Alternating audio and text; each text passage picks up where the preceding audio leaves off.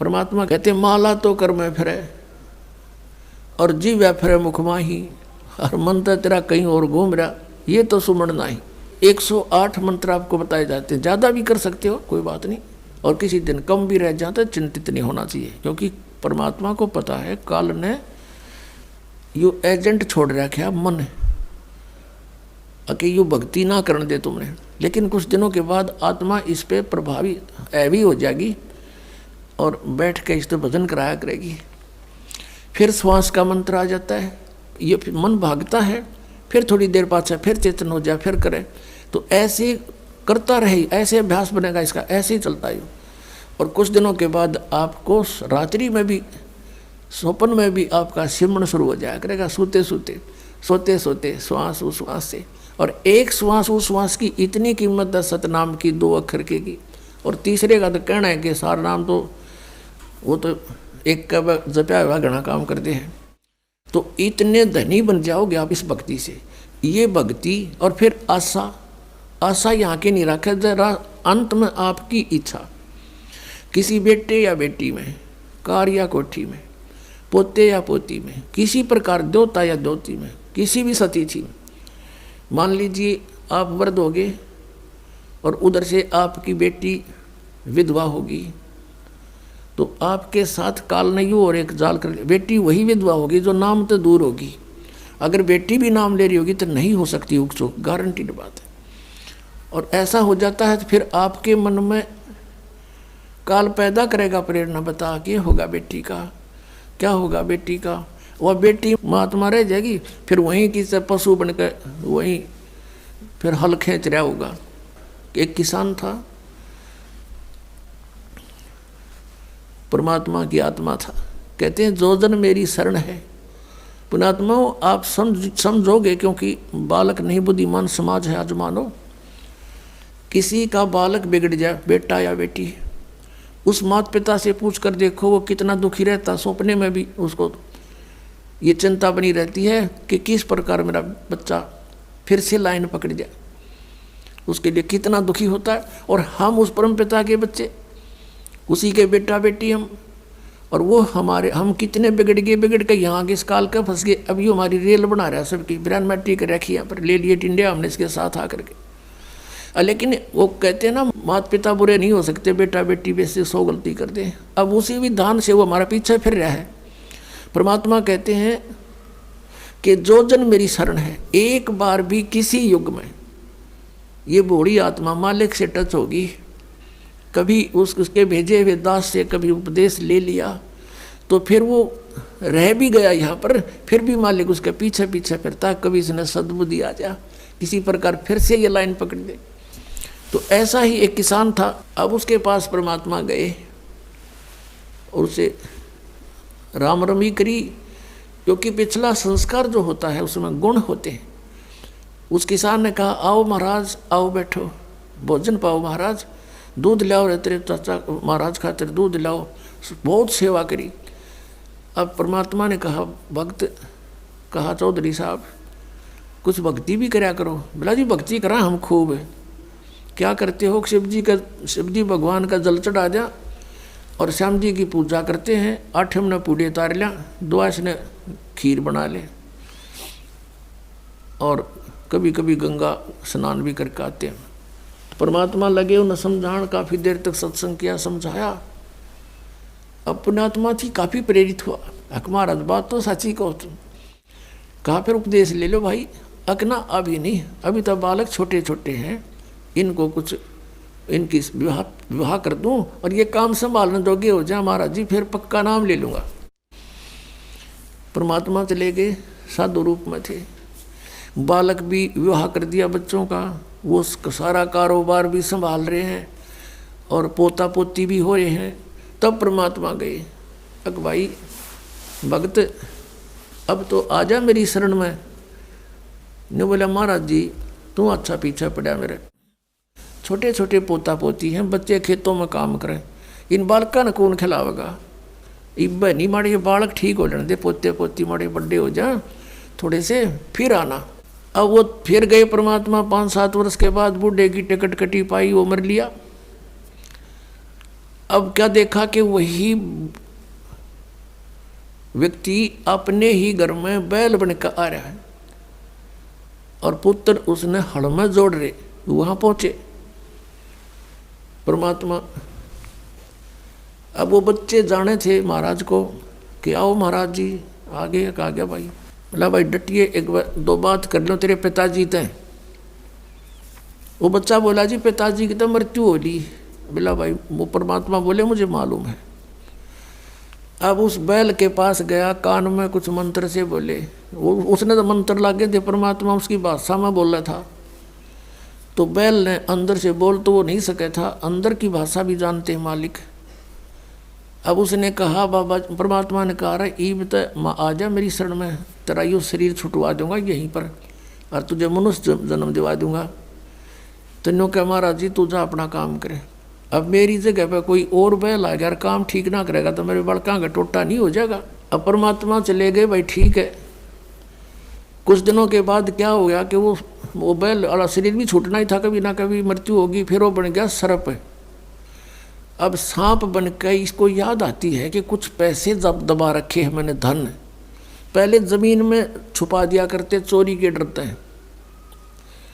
चांदी के सिक्के, सोने के जेवरात, आभूषण जमीन में दाब दिया करते। बूढ़ा मर जा बतान पावे कोई नहीं। फिर वो सर्प बन के आया करे ना, रह गए उड़ा कहे हमारा सर्प आवे है। वो सर्प थारा है कि में लग गया होगा पिछला संस्कारी को, दाब रहा होगा 500-200 रुपये की तक कूण में, उन्हें ढूंढता फिर। अब वो सर्प बन के आ गया। वो जो ही सर्प बन के घर में घुसा, बच्चा ने पता लग गया उसके मारे लठे। वो डंडे डंडे मारने लगे, इतने मोरी में निकल के और बाहर उसका जंगल सा था उसमें खिसक गया।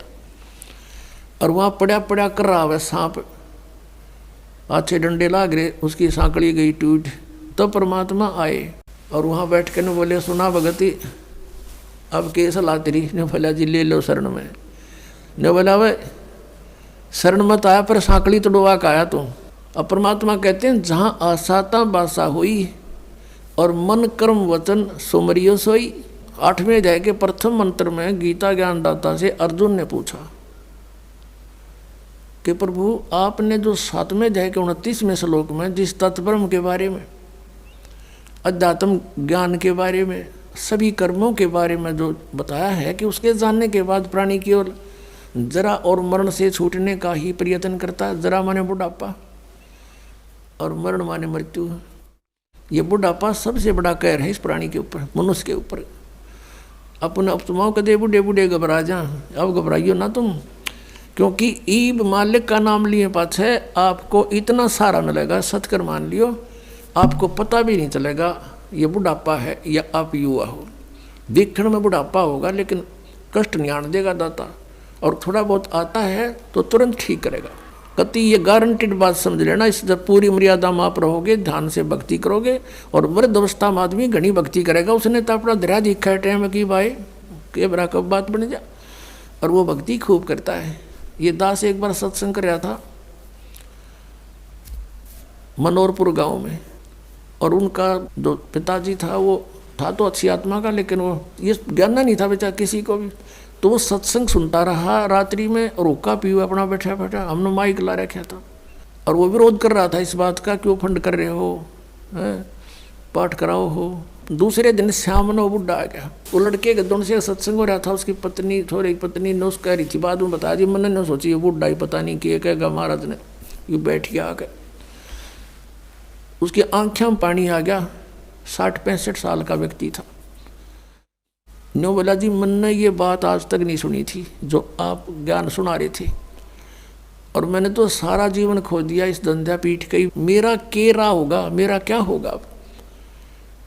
मैं बोला जी आप नाम ले लो और भक्ति करो, भगवान सबकी सुनता है। अब क्या भक्ति करूँगा, मेरा तो टाइम आ लिया। न्यू कह गो फिर रोन लग गया, और कहता मैंने तो सारे जीवन में मेरा धंधा कराया है, खूब जमीन बना दी बच्चों के लिए, और ओक्का भी गणाई पिया करूँ, और आपने ओक्के में तो बहुत पाप बताया। माँ जी भगवान का बताया मैंने तो, इसमें बहुत गुना पाप है, शराब में, मांस में, ये तो बहुत तम्बाकू में, ये तो घोर अपराध है, चोरी ठगी जारी में। अब मेरा क्या बनेगा, अब मेरा तो पेटा भरा ही को नहीं। आपने ज्ञान निशा दे दिया, ना ज्ञान था इतना तो चलो दुखी भी ना था, तो दुख भी घना होगा। तो मैंने उसको कहा कुछ नहीं बिगड़ा आपका, आप नाम ले लो। कि के नाम लूँगा मैं, मेरा तो टाइम आ लिया। मैंने उसको समझा कि जैसे कुएं में बाल्टी गिरती हो, लंबी लंबी रस्सी होती थी पहले, 150 फुट के 100 फुट के कुएं होते थे नीचे, इतना गहरा पानी होता था और लंबी रस्सी होती थी। तो उसमें कहते हैं जब मान लो वह बाल्टी कुएं में गिरती हो, रस्सी लटकती आ रही हो और भाग के पकड़ने की चेष्टा करे और उसकी पूछड़ी सी भी ठा जा, end of the rope, last में उसकी वह पूछड़ी भी ठा गई 6 इंच की भी, तो इन्होंने सोच ले सब कुछ मिल गया। और जब उसने भी छोड़ दे, गई गई जान दे, तो वह गई फिर थे, वो तो जा ही रही है। तो वह पूछड़ी पकड़ने के बाद पानी भी मिल रहा है और बाल्टी भी आ गई, कुछ भी कौन गया। आप नाम लो, भक्ति कर, आपकी तो पूछड़ी सी रह रही है। और इस जीवन में भक्ति पार हो जाओगे, जीवन तक थोड़ा ही भला जब सत सुमरण हो और लाख वर्ष का जीवना कोई लेखे धरे नहीं कोई। ये सत्कर मानना, जो बालक है वो तेने सोचे एक बार कोई नहीं मरा, ईसा स्मरण करें, थोड़ा करें, घना करें, फिर भी वो लाइन पकड़े हुए हैं, मर्यादा में है। और बुढ़ा आदमी तेने सोचा बेरा नहीं कद कट जाए, दिन रात अपना भक्ति में ध्यान रखेगा, तो वह बात उसका करड़ी समझ में आएगी। और मैं बोला बात सुन ले, जय नियम रहेगा, जितनी आयु चाहिएगा उतनी दे देगा परमात्मा। यो कबीर भगवान है, ये आयु बढ़ा देता भगवान की। तो जो बोला जी फिर तो नाम दे दो। मैं बोला ओका नहीं पीड़ोगा, आज जब फोड़ दूंगा इस ओके ने। उसी दिन तो परित्याग कर दिया और भक्ति करी, 10 साल और जिया। वो बुढ़ा 75 साल की उम्र में आराम तो मृत्यु होगी। अब भगवान किसे कहते हैं? भगवान ने इसलिए तलाश करते कि शायद दुखी प्राणी हो और कितना पापी हो, कितना अपराध कर गया अनजानपने में, परम पिता को बुरा नहीं लगता वो बेटा अपना बेटी। अब परमात्मा कहते हैं शरण पड़े को गुरु संभाले और जान का बालक भोला रे, कहे कबीर तुम चरण चित राखो जो सुई में डोरा रे। अपने गुरुदेव के प्रति इतना लगाव रखो अटूट, जैसे सुई में धागा डाल दिया जाता है तो उससे दूर नहीं हो सकता, वो लटकता ही रहता है साथ के साथ। तो ऐसे आप ये मर्यादा, ऐसा लगाव अपने गुरु जी से रखना पड़ेगा। और फिर कहते हैं शरण पड़े को गुरु संभाले जान के बालक भोला रे।